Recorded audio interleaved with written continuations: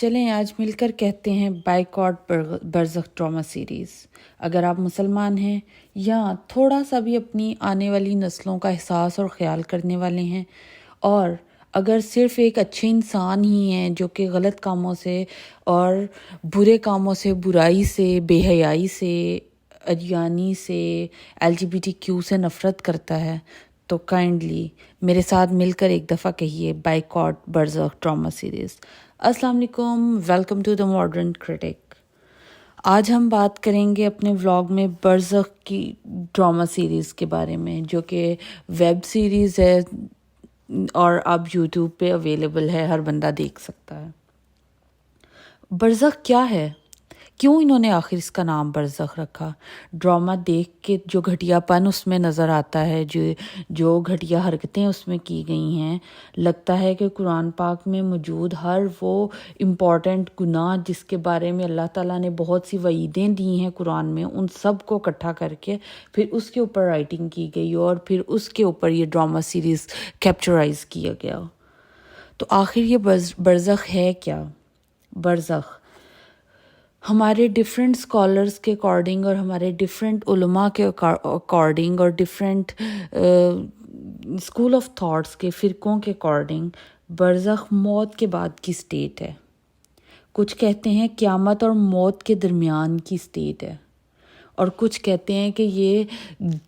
جو قبر کی زندگی ہے نا، جو ٹائم ہم نے قیامت سے پہلے قبر میں گزارنا ہے، یہ اس کو کہتے ہیں برزخ۔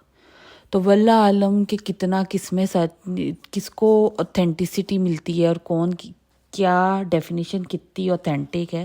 اس کے باوجود ایک چیز کامن ہے، وہ یہ کہ سب یہی اس بات پہ اتفاق کرتے ہیں کہ برزخ ہے قیامت سے پہلے اور موت کے بعد کا ڈیوریشن۔ تو بات کرتے ہیں LGBTQ، فحاشی، بیرا روی اور اس طرح کا گھٹیا کانٹینٹ بناتے ہوئے خدارا مسلمانوں کا نہیں، اپنا نہیں، اپنے مذہب کا نہیں، تو بس اپنی اولاد کا خیال کریں۔ کیا آپ کو لگتا ہے کہ اس دور میں جب انسان درندوں سے بھی آگے چلا گیا ہے اور انسانوں نے درندوں کا روپ اختیار کر لیا ہے، خاص طور پہ اس ملک میں جس میں یہ کانٹینٹ ریلیز کیا جا رہا ہے اور جس کے آرٹسٹ اس کانٹینٹ کو بنا رہے ہیں، انفارچونیٹلی پاکستان، ادھر جب چھوٹی چھوٹی بچیاں ریپ کی جا رہی ہیں، چھوٹے چھوٹے معصوم بچوں کے ساتھ ریپ کیا جا رہا ہے، خبریں دیکھنے بیٹھ جائیں تو افسوس کا مقام ہے کہ ایسی خبریں دیکھنے اور سننے کو ملتی ہیں کہ بندہ کانوں کو ہاتھ لگانا شروع کر دیتا ہے۔ تو وہاں پہ کیا اس کانٹینٹ کی ضرورت تھی؟ آج کے دور میں انسان، خاص طور پہ اس ملک کا انسان اور ہمارے انسان، تو درندوں بھیڑیوں سے آگے چلے گئے ہوئے ہیں۔ تو کیا ان کو اس طرح کا گندا اور گھٹیا کانٹینٹ دکھا کر اور ان کے اندر موجود غلاظت کو اور ابھارنے کی ضرورت ہے؟ آپ کو عذاب الہی سے ڈر نہیں لگتا؟ سمجھ آتی ہے شاید کہ آپ کو قوم لوط کا انجام پتہ نہیں ہے، اور اللہ تعالیٰ اگر ایک قوم کو ایک دفعہ اس گناہ کی وجہ سے برباد کر سکتا ہے، تباہ و برباد، نیست و نابود کر سکتا ہے، تو کیا اس کے لیے مشکل ہے کہ بے تحاشا گناہوں میں اٹی ہوئی اس قوم کو بھی اللہ ختم کر دے؟ تو خدارا اللہ کے عذاب کو ایٹ لیسٹ آواز نہ دیں۔ کچھ کروڑوں کو کمانے کے لیے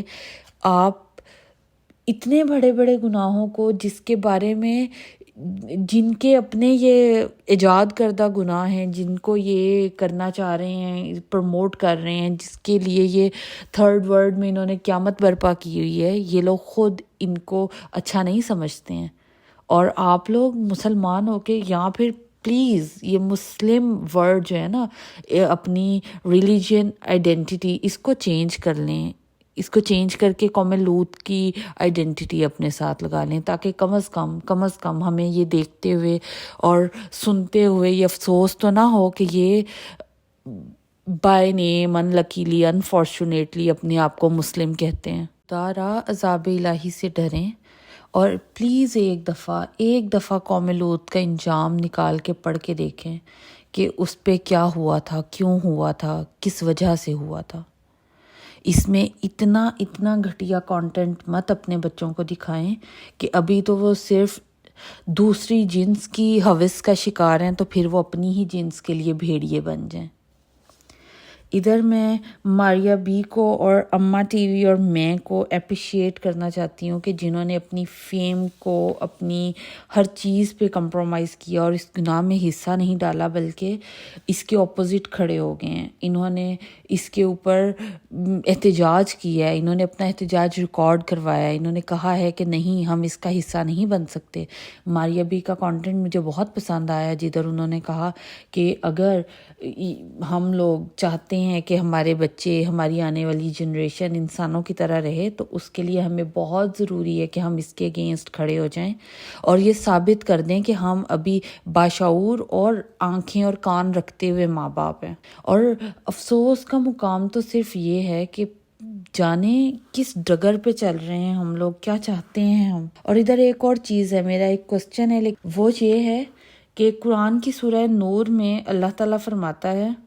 جو لوگ بھی یہ پسند کرتے ہیں کہ مومنوں میں فحاشی پھیلے ان کے لیے دنیا اور آخرت میں دردناک عذاب ہے۔ تو اپنے آپ کو مسلمان کہتے ہوئے یہ آرٹسٹ، رائٹر، ڈائریکٹر میرے اس سوال کا جواب دینا پسند کریں گے کہ اگر یہ اپنے آپ کو یہ سب کہتے ہیں تو اس کے بعد انہیں اس آیت سے، سورہ نور کی 19ویں آیت سے ڈر نہیں لگا؟ یہ کانٹینٹ لا الہ الا اللہ کے نام پر بننے والے ملک میں بنایا گیا ہے، تو سوچیں کتنا افسوس کا مقام ہے۔ باقی بظاہر اور تو میں ڈیپ سائلنس کے ساتھ اپنا احتجاج ہی ریکارڈ کروا سکتی ہوں کہ مجھے بہت بہت شرمندگی ہے جب یہ میرے ارد گرد لوگوں نے دیکھا اور مجھے بتایا اور پھر ہنسے، کرسچنز، نان مسلم، انڈین، تو مجھے بڑا افسوس ہوا کہ واو،